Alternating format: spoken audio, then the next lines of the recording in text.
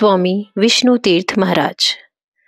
चामुंडा माता जी की टेकड़ी से संबंधित सिद्ध महापुरुषों में स्वामी विष्णु तीर्थ महाराज पांचवी तथा अंतिम कड़ी थे।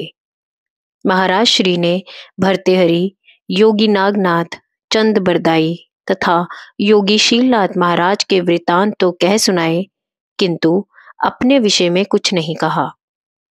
कह भी नहीं सकते थे। अपने मुंह से अपनी प्रशंसा करना किसी अध्यात्म प्रेमी महापुरुष से अपेक्षित भी नहीं। अतः महाराज श्री को जैसा कुछ भी मैं समझ पाया, अपनी ओर से लिखने का प्रयत्न करता हूँ। वैसे किसी महापुरुष को समझ जान पाने में मेरी बुद्धि बहुत अल्प है, फिर भी प्रयास तो किया जा सकता है। शीलनाथ महाराज के ब्रह्मलीन होने के कोई 25 वर्ष के पश्चात स्वामी विष्णु तीर्थ महाराज का देवास में पदार्पण हुआ। इस बीच देवास तथा माता जी की टेकड़ी में कोई विशेष बदलाव नहीं आया था, सिवाय इसके कि टेकड़ी के वृक्ष कटते कटते टेकड़ी भूखंड के एक उभरे हुए बंजर टुकड़े के समान रह गई थी।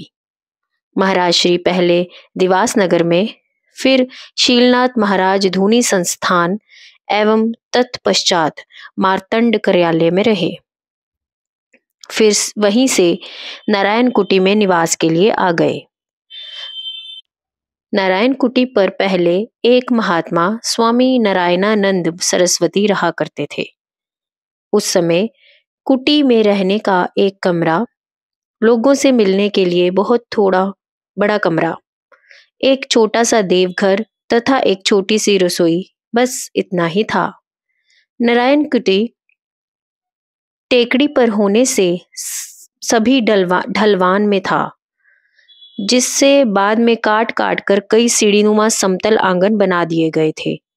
महाराज श्री 2-4 बार स्वामी नारायणानंद सरस्वती से मिले भी थे। उन्होंने महाराज श्री से कहा भी था, आप कहाँ जगह ढूंढते फिर रहे हैं, यहीं आ जाइए, दोनों रह लेंगे। महाराज श्री ने कहा था, कुटिया में इतनी जगह ही कहाँ है कि मैं भी यहाँ पर आकर रहने लगूं, किंतु जो होना होता है होकर ही रहता है।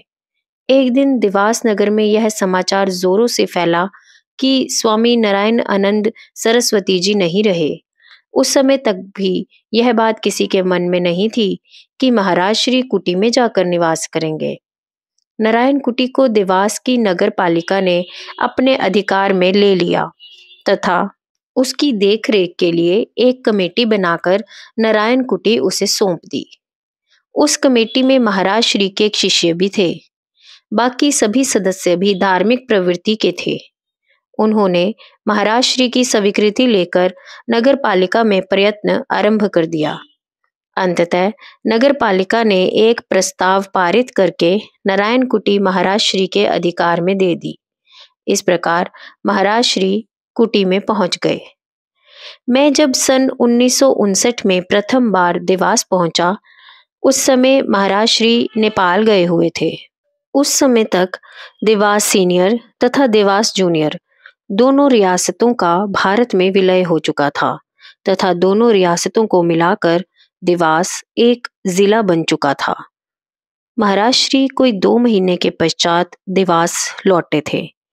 तब तक मैं उनकी प्रतीक्षा में आश्रम पर रह रहा था। वैसे मैं महाराज श्री के गाजियाबाद में दर्शन कर चुका था। फिर जब महाराज श्री नांगल पंजाब पधारे तो अकेले थे। मैं 3 दिन उनके व्यक्तिगत सेवा में रहा था। उन दिनों की स्मृतियों को लेकर मेरा मन तरंगित बना रहता था। कितनी सादगी थी महाराज श्री में, बच्चों जैसा स्वभाव, ना कोई बनावट ना दिखावा। किंतु जब कभी ज्ञान की खिड़की खुल जाती थी तो महाराज श्री का व्यक्तित्व निखार कर ऊपर आ जाता था। नांगल के निवास में मैंने देखा था कि रात को जब भी मेरी नींद खुलती थी तो महाराज श्री साधन में बैठे होते थे। वे सब स्मृतियां महाराज श्री की प्रतीक्षा करने में मेरी सहायक थीं। साधकों को गुफा में साधन करते मैं देख तो नहीं पाता था, किंतु साधन में उदय होने वाली उनकी स्वाभाविक आवाजें सुनकर साधन का कुछ परिचय अवश्य प्राप्त हो गया था। गुरु क्या कर सकते हैं, उसकी कुछ कुछ अनुभूति होने लगी थी। मैं जब नांगल में था तो मेरे गुरु विरोधी विचार थे। मैं दीक्षा लेने अवश्य आ गया था, किंतु अभी तक भी मन में कई संशय लिए बैठा था। पर नारायण कुटी का वातावरण एकदम गुरुमय था। लोगों के मन में महाराज श्री के प्रति कैसी अटूट श्रद्धा थी। महाराज श्री के आने से पूर्व ही मेरा मन गुरु रंग में रंग चुका था। अब तक आश्रम के लिए खरीदारी का काम मेरे पास आ चुका था। मैं बाजार जा रहा था, किंतु मन में महाराज श्री की स्मृतियां ही घूम रही थी। कभी नांगल में सत्संग में कहे उनके शब्द कानों में गूंजने लगते, कभी सतलुज के किनारे के घूमने का दृश्य आंखों में उभरने लगता। कैसा भोलापन था उनके चेहरे पे, हर समय खिला हुआ। मन की शांति उनके मुखमंडल पर प्रतिबिंबित हो रही थी। ना कोई चिंता, ना उत्तेजना, एकदम सौम्यता।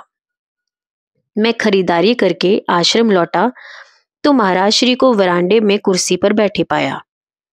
उनके मुख पर यात्रा की थकान के कोई लक्षण नहीं थे। उन्होंने मुझे एकदम पहचान लिया।